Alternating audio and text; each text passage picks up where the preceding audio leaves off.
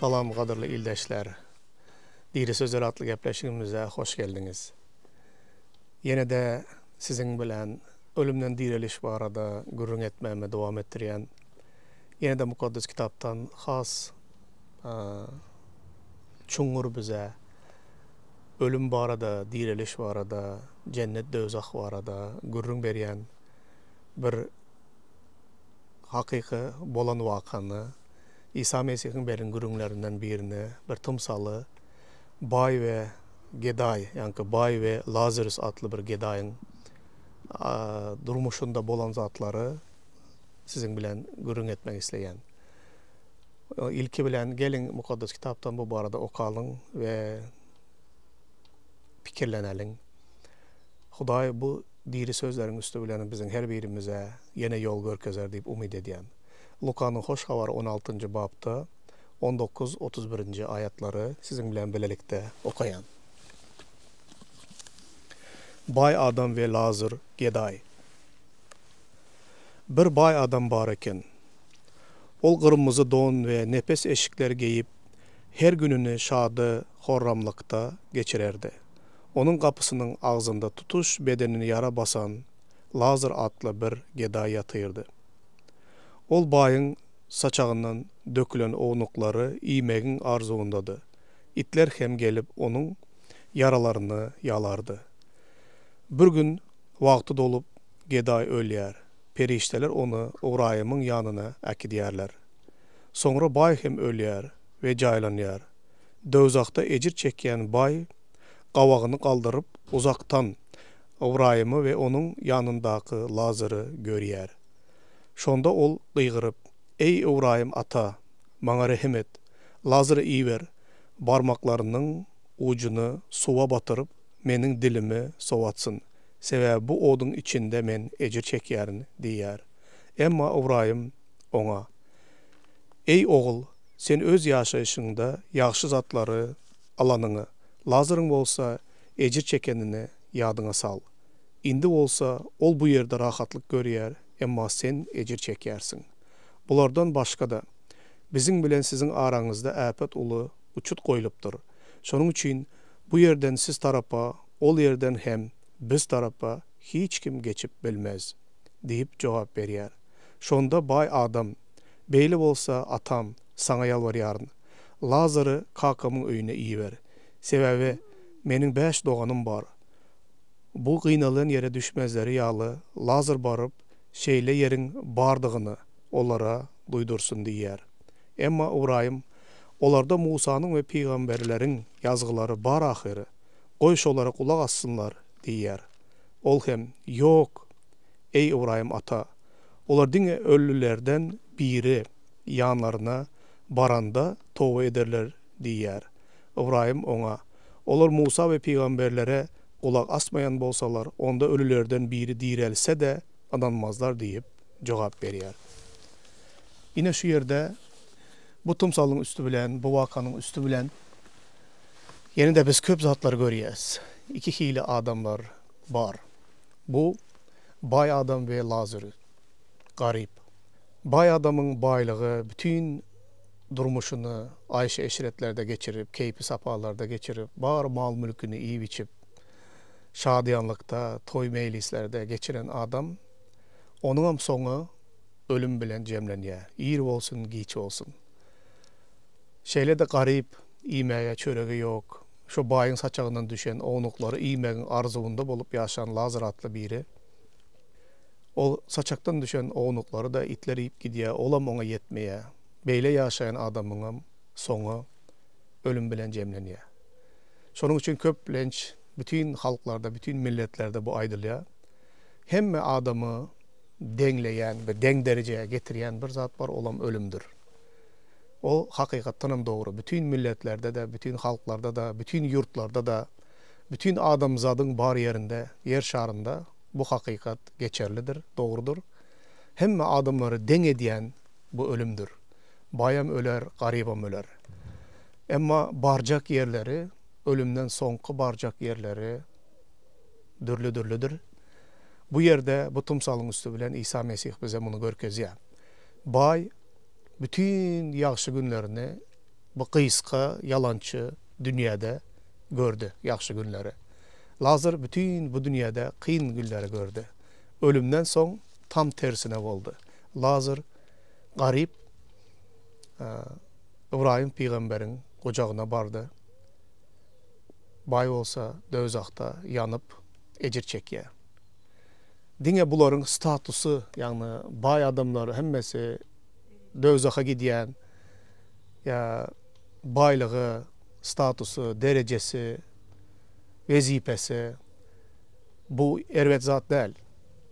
Ya dine bütün bay adamlar, derecesi bar adamlar, vezifesi bar adamlar bunların hemmesinin sonu dözak değilsen yanlış oluyor. Şeylerde bütün garip adamların hemmesi cennete gider değilsen hem yanlış oluyor. Çünkü cennete girmek bu İsa Mesih'e olan iman arkalı girilyendir. İsa Mesih'e iman eden adam haysı katlaktan olsun, nehli derecede, bay olsun, garip olsun, satsal derecesi, bilimi derecesi rol oynamaya. İsa Mesih'e iman eden adamların hemmesi cennete gider. Bu yerde ama başka bir zat var. Bay adam Hudaya bil bağlamayadı, dine baylığına bil bağlayadı.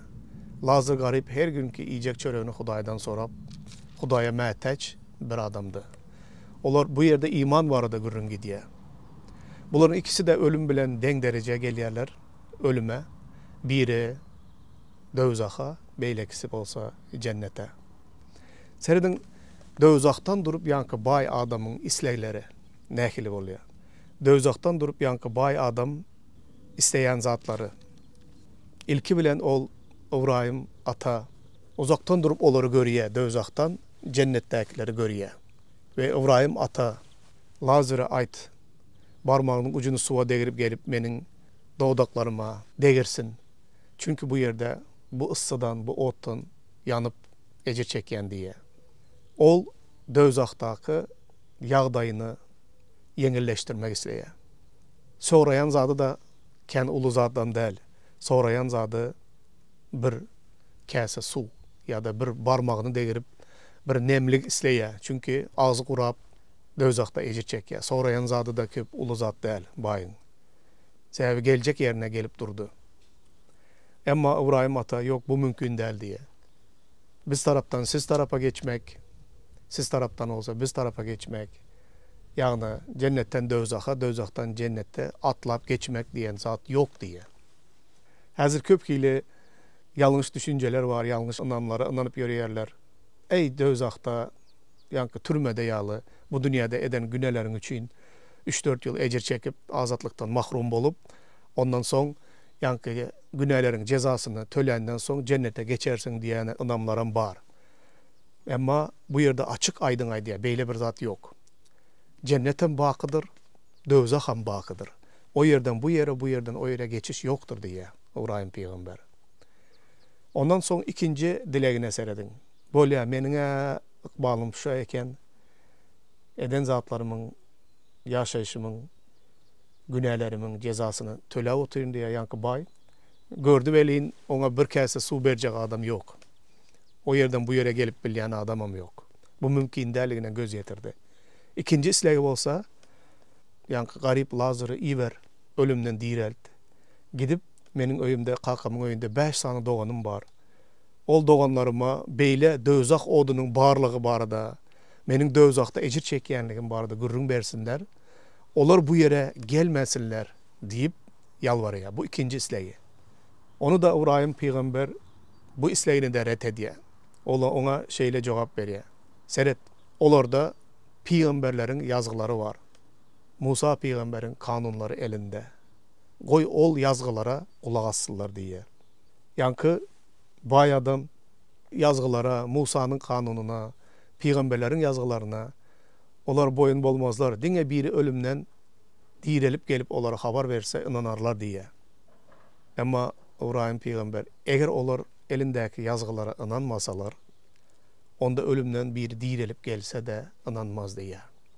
Bu hakikattan hem şon yalı. Yine de direliş barada gürrün eden vaktimde ben şunu aytmak isteyen. Köp adamlar ölümden biri direlip gelse, gelen var mı? Eğer biri ölümden direlip gelse inanarım diye. Bu yok. Eğer beyle olsa da Bütün Ýerusalimin ilatı şol döwürde İsa Mesih ölümden direlen wagty müňläp adamlar gawurdan çykyp ölümden direlip geldiler. Onda bütün Ýerusalim ilatı inanardylar İsa Mesih'e. Yok. Olar 5.000 adam bir neçe gezek asmandan nan düşüp, çörek düşüp balık bilen imitlendiler. Müňläp adamlar ölülerin direlenligine şayat oldular. İsa Mesih ölüleri direltdi. Doga bitti, körlerin gözünü açtı. Cınları kovup çıkardı. Tebigatın üstünden, tolkunun üstünden, şemalların üstünden, deniz tolkunlarının üstünden ihtiyarının barlığını görkezdi. Bir kudrat gerek olsa, bir mucize gerek olsa, ählisini doluluğu bilen İsa Mesih görkezdi. Hiç kemi bolmadı. Şonda da eğer kudratlar, alamatlar bilen iman etseler, onda bütün halk, millet iman ederdiler. Yok. Dine bir bunun bilen adamlar imana gelmez. İbrahim ata gatygowy, akıllı, yerlikli ve doğru cevap verdi. Onlar elindeki bar olan yazgılara iman etmeseler, Hudaýyň sözüne iman etmeseler, onda ölümden biri direlip gelse de iman etmezdiler. Bizim döwrümizde de häzir şoň ýaly. Adamlar kudrat, alamat, mucize isteýärler. Olam dine özlerinin isteklerini, özlerinin erkini yerine getirmek için, Hudaýa iman etmek için, Hudaý tarapyndan gelen kitaplar var. Adyny köp eşidýäňiz. Tövrat, Zebur, İncil kitaplar, bular ilki gelen kitaplar. Bar olan Hudaýdan gelen kitaplar. Bular doluluğuna Türkmen diline tercüme edilip 2017 ýylda bize el yeterli boldu. 22 ýyllap bu tejribenin üstünde işleyen adamlar var, Hudaýyň adamları. Häzir meniň özüm bir neçe dilde gürleýän, şol gürleýän dillerimde her birinde de okap deňeşdirýän bu kitapların hemmesi doğru ve hakikat. Tercümeler de biri bilen doğru gelýän kitaplar. Türkmenler hiç haçan bu kitaplara el yeterli däldi. Türkmenler üçin. O kitapların atlarını da bilýänler azdır. Häzirki döwürde eşidýänden bolsalar, bu kitapların hemmesi bize hiç haçan el yeterli bolmadı bizim milletimize. Häzir bu bizim elimizde. Hatta musulman dostlarımız da aýdýarlar, Hudaýdan gelen 4 kitap var. Tövrat, Zebur, İncil, bu ilki gelen kitaplar. Musulmanların kitabı, Kur'an kitap, İncil kitabından yankı. Şu kitabın içinde Tövrat, Zebur, İncil var. Mukaddes kitabın içinde. Hemmesi bir kitapta. Orsça Biblia diýerler. Başka dillerde Biblia diýerler. Bible. Bu Grek sözünden gelip çıkan kitapxana diýmek anladyar. Bu kitabın içinde Hudaýdan gelen ähli kitaplar şu kitabın içinde var. Şu kitabın özü bir kitapxanadır. 66 dürlük ile kitaplar var içinde. 2 bölekden ibarat. Köne ve täze ähd. 1,5 müň ýylyň içinde yazılan kitaplar. Şol wagt aralygynda 40'a golay awtor var. Bu awtorlaryň içinde padşalar var, lukmanlar var, çopanlar var, balıkçılar var. Dürlük ile adamlar tarapyndan yazılan, mukaddes ruh bilen ruhlandyrılıp yazılan kitap. Tövrat, Zebur, İncil kitapları. Adamlar Hudaý barada bilmek isleýärler, Hudaýa inanmak isleýärler. Ve bu inanmları da dine bir mucize, alamatlar, kudratlar görseler, inanjaklar, diýerler. Emma yankı baýa berilen jogap bugün bize de berilýär, bize de aýdylýar. Elinizdäki bar olan yazgylary, Hudaý tarapyndan gelen kitapları okap olaryň sözlerine, Hudaýyň diri sözlerine iman etmeyen olsanız, onda mucize alamatlar bilen iman etmersiňiz. Biz şol döwürdäki ýaşap geçen adamlardan akyllam däliz, olardan mukaddesem däldiris. Ol adamlardan has beter olsak beterdiris welin ýaxşy däldiris. Şol döwürde de adamlar, kudratlar, alamatlar, mucizelary gören adamlarym gerek zadyny Hudaýdan alıp ondan soň Hudaýdan ýüz öwürüp gidenler bar. Köp beýle ýagdaýlar mukaddes kitapda entek bu barada gürrüň ederiz. İsa Mesih 10 sany heýbere keselli adama şifa verdi. Heýbere keseli diýen häzirki döwürde de kıyın bir mesele. Bunyň dermanı yok bir keseli. Şifasy yok bir keseli. Häzirki döwürde heýbere keseli orus dilinde prakaza diýilýär. Deri keseli diye derin çürep yok olýar. Hazır şifa tapılmayan keseller hazırdaki dövrde de var. Gözünüze getirip görün, şol dövrde hevere keseli bar adam, umitsız bir adam. Ol ölen yağlı hasaplanıyor. Olu cemgiyetten onu ayırıp dağların köbeklerine zıngyalar. Şol yerlerde olur adamlardan ayrılıp yaşaya sebebi yokunç keseli. 10 sana hevere keselli adama şifa veriyor İsa Mesih. Ve onların teni, tezede olan çağalın teni yağlı oluyor. Onların 9 sanısı izine gelip bir İsa Mesih'e minnettarlık bildirip bir sağ olsun ama aytmayarlar. İman edip durmuşunu ona bahsetmek anarda dursun. Dine biri dolanıp İsa minnettarlık bildirmeye geliyor. Olam Yahudu değil, o Samaryalı oluyor. Yani karışık milletlerden olan biri 9'dan biri izine dolanıp gelip ona minnettarlık bildiriyor. Dine bir mucizalara esaslanyan iman olsa bu iman değil. Barşunyalı adamlar gözleri bilen, fiziki gözleri bilen görmeyen olsalar İsa Mesih'e iman ediyorlar. Alamatlar, mucizalar görmeyen olsalar İsa Mesih'e iman ediyorlar. Baylık, bereket, şan, şöhrat dilemeyerler. Yok olsa da, kıyınçılıkta, azap çekseler de, iman uğrunda türmeye basılıp, urulup, yencilip, yat yurtlarda, misafirlikte yaşap, nehli azaplar çekken olsalar İsa Mesih'in adı hatırasında, onlar İsa Mesih'e iman ediyen adamlar var, yürekten. Onlar yazgılara iman ediyen adamlar var. Eğer hakikaten Hudayın barlığını, Hudayın diriligini bilmek isteyen adam olsa, yani karanlıktan yağtılığa çıkmak isteyen adamlar bar olsa, onda onlar hükman mukaddes sözlere iman ederler. Benim özüm hem İsa Mesih'e 17 yaşımda iman ettim. 1993 yılda. Şol dövrlerde, katı kıyın dövrlerde, gariplik, yoksuzluk, hemme taraflardan krizis dövrlerinde, siyasi taraftan, SSR'in yıkılan dövrlerinde, ne belirlik, boşluk, kıyınçılıklar, günahlar, yoksuzluk vaktlarında İsa Mesih'e iman ettim. Ben İsa Mesih'i ruhu gözlerim bilen gördüm. Onun diriligine, onun benim günahlarım için ecir çekenliğine iman ettim. Ruhu gözlerim, ruhu kulaklarım açıldı. Günahlarıma tövbe edip ebedi yaşayışa ev oldum. Ve durmuşumdaki ahli günahlardan üstün gelmeye, onlardan yüz öğürmeye İsa Mesih bana kömek etti. Şunun için görmen iman edenler, görüp iman edenlerden has bağlıdır. İman özü nereden geliyor? İman özü vahiz arkalı geliyor doğanlar. Rimlilere yazılan hatın 10. babında şeyle sözler var. Çünkü Rabbi çağıran her bir insan halas olar. Yönü adamlar Hudaya iman etmeseler onu ne edip çağırsın?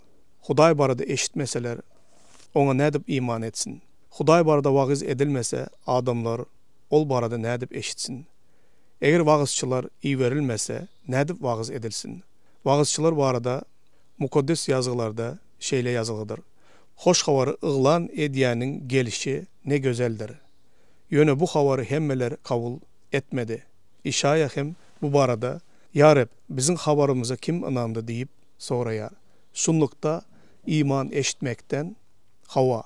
İsa Mesih haktaki hoş havarı eşitmekten döreyendir. Seyredin. İsa Mesih'in adını, Hudayın adını çağıran her bir adam halas olar. Ama ne edip iman etsinler, ne edip çağırsınlar, eğer eşitmeseler, ne edip eşitsinler, eğer hiç kim vagiz etmese, ne edip vagiz etsinler, eğer hiç kim vagiz edilmek için, vagiz etmek için iyi verilmese. Şu yerde şu zatlar biri bilen bağlı ve iman eşitmek arkalıdır diye. Vagiz etmek arkalı iman geliyor. Vagiz etmek de Hudayın sözünden geliyor. Hudayın sözü aydılmasa, Hudayın sözü vagiz edilmese ne edip imana gelsinler. Seyredin adamlar gözleri bilen görmek için mucize, alamatlar sorayarlar. Ama iman olsa eşitmek arkalı geliyor. Eşitmek de Hudayın sözü arkalıdır.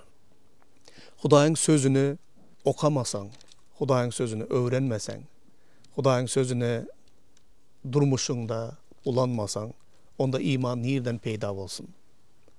Doğanlar Hudayı aktarayan adamlar hazırki dövrde de her hili mışlara, her hile gep gürrünlere esaslanan bir imanı bar adamların. Olan bir boşluğa. Sebebi bizim milletimizde, bizim halkımızda kulaktan eşitme imanı var. Doğru iman eşitmek arkalı geliyendir. Ama eşitmek de Hudayın sözünden geliyendir. Bu tarafı bizim medeniyetimizde, bizim halkımızda has, eciz sebebi mışlara esaslanan iman var. Olan köplenç yalan oluyor. Eylemiş ve beylemiş. Planı eyle deydi, planı beyle deydi. Şol kimden näme eşitse, in sonki eşiden zadına inanyan milyon halkımız, adamlar şeyle yaşayarlar. Ama hiçbiri hanı durkan, men şu zat barada şeyle eşittim. Şu eşiden zadım nerede yazıldı? Haysi kitapta yazılan? Tevrat'ta mı, Zebur'da mı, İncil'de mi? Nerede yazılan? Şu yazılan yerine kitaba esaslanmaya. Ya yazılandan esaslanmadık her bir mışı geplere inanıp yöresen, onda senin imanın ne doğru zatlara esaslanıyor. Beyle iman seni doğruluğa hem getirmez. Beyle iman senin günahlarını hem bağışlamaz. Beyle iman seni cennetteki yaşayışa da getirmez. Beyle iman köplenç adamları dözakın oduna taşlar. Sebebi şeytan dine mış dargatmak bilen, yalanı dargatmak bilen, şeyle zatlar bilen meşgul oluyor. Adamlarım öz imanını şol kulaktan duyan mışlarına esaslandırsa, onda doğruluğuna şeytanın yalanının içinde yaşap geçip bu dünyadan şu yalan bilenem ötüp gidiyorlar. Bu dünyadan öten yerlerde baran yeri yankı bayalı dözak odu oluyor. Şeytanın bu edyan işi. Seredin doğanlar bu nehli oluyor. Eğer bir ovanın qırasından bir kiçicik gürrüngü gepi ovada belli bir şun yalı gıybatlarga diyen adamlar oluyor. Küçük bir sıçan yalı bir gürrüngü ovanın bir qırasından koyuverin. 2-3 köçe geçip ovanın ağır ucundan yankı sıçan yalı küçücük gürrüng düye yalı ullokan bir zat olup çıkıp gidiyor. Şu ağızdan ağıza, kulaktan kulağa geçmek bilen her bir adam üstüne biraz koşup onu ulaldıp küçücük sıçan yağlı bir zadı düyege öğreyerler. Şeyle ağızdan ağıza geçen mış gürrüngler yalan da şu gelip girişinden çıkışı khas ulu olup çıkıyor. Şunun için Hudayın sözüne esaslanyan iman bu doğru bir iman. Köplenç Müslümanlar bu kitapların adını aydiyalar. Hudaydan gelen 4 kitap var. Tevrat, Zebur, İncil kitaplar. Sonunda da Kur'an-ı Kerim diyerler. Ama bu kitaplardan hiç kim, önkü gelen 3 kitaptan hiç kim gürrün vermeye. Sonundan bir mışı gürrüne inanıyorlar. Bu 3 kitap ütkediliptir. Kim ütkediptir? Haçan ütkediptir? Näme için ütkediptir? Bu İslam dinine karşı ütkediptirler. O ne dip ütkediyerler? İslam dini bu kitaplardan 600 yıl sonra peyda oldu. 600 yıl dövründe Mesihliler bu kitapları okap, buna inanıyardılar. Näme içindir? Bir sanı bolsa da bir mukaddes kitabın orijinali saklanmandır. Näçe soru versen bu soruların cevabı yok. Dine mış gürrünlere inanıyarlar. Ondan sonra sorular üstüne soruğa, onlar sorudan kaçıyorlar. Kudreti güçlü Huday ne dip öz sözünü korap saklamadık ha?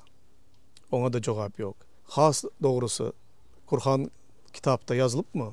Tevrat, Zebur, İncil kitaplar ütkedildi deyip deysen, ona da cevap verip bilmeyerler. Sebebi o yerde de yazıklı değil. Bu kitapları öz ellerine alıp, öz ellerin bilen okap görmekin has vacip. Çünkü okamadan, bilmeden, öğrenmeden, sen o kitapların içinde näme yazılanını da bilmeyen.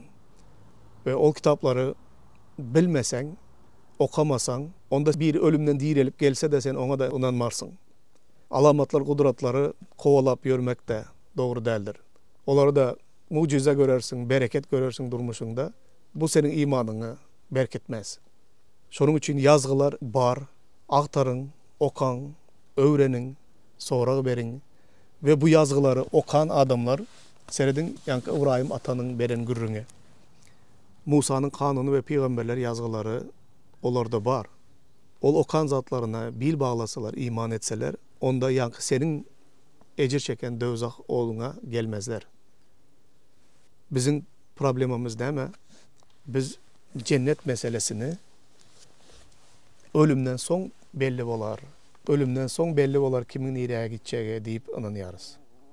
Şeýle umid edýärler adamlar. Yok.